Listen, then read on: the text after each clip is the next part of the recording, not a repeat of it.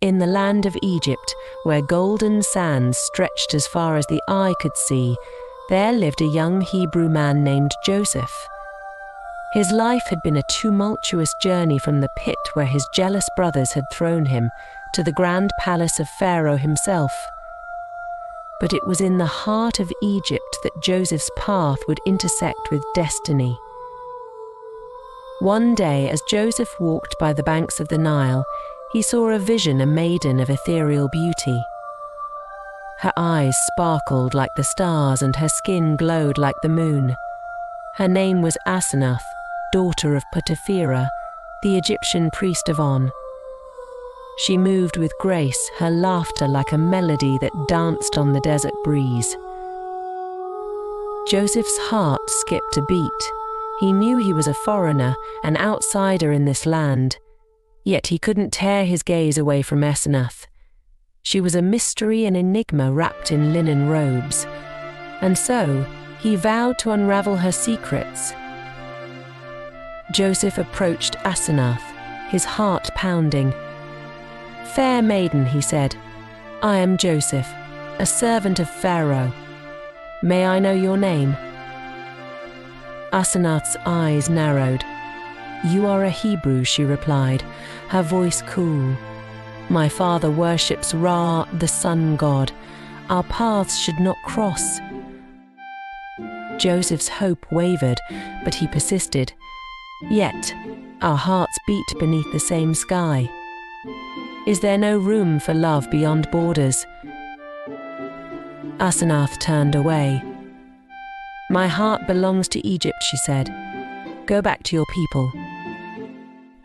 Joseph couldn't forget Asenath. He prayed to his God, seeking guidance. And in a dream, an angel appeared saying, "Asenath's heart can change. Show her the light of faith." Joseph approached Asenath once more, bearing gifts: a lotus flower, symbolizing purity, and a scroll with verses from the Torah. Asenath listened, her eyes softening. She began to question her beliefs, her heart torn between loyalty and love. And so Asenath repented. She abandoned the idols of Egypt and embraced the God of Israel. Joseph's heart soared, for he knew their love was no longer forbidden. Joseph and Asenath's love grew as they spent more time together. They shared their dreams, hopes, and fears. Joseph admired Asenath's intelligence and her dedication to learning about his God. Asenath was inspired by Joseph's faith and integrity. They supported each other through the challenges of blending their different cultures and beliefs. The 7 years of abundance passed and the famine began. Joseph's wisdom in storing grain saved Egypt and neighboring nations from starvation. People from distant lands came to Egypt to buy food. One day, Joseph's own brothers arrived, not recognizing him as the powerful governor of Egypt. Joseph was torn between revealing his identity and testing his brothers to see if they had changed. Joseph devised a plan to test his brothers' integrity by accusing them of being spies and insisting they bring their youngest brother, Benjamin, to Egypt.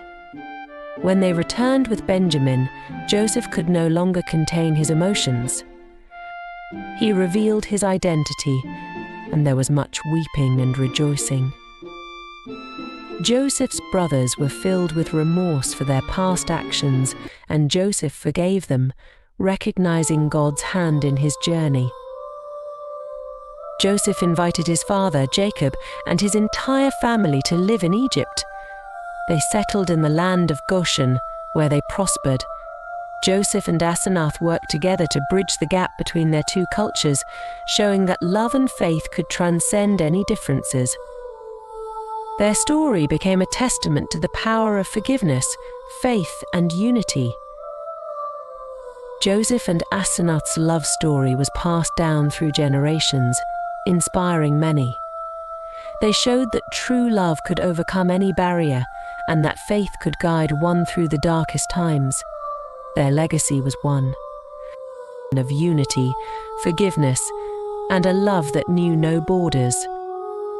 The story of Joseph and Asenath is a timeless tale of love that transcends cultural boundaries and overcomes the greatest of challenges.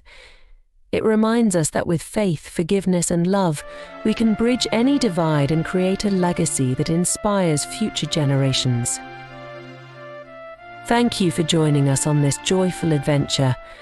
If you enjoyed the story, don't forget to like, subscribe, and hit the bell icon for more fun Bible stories. See you next time.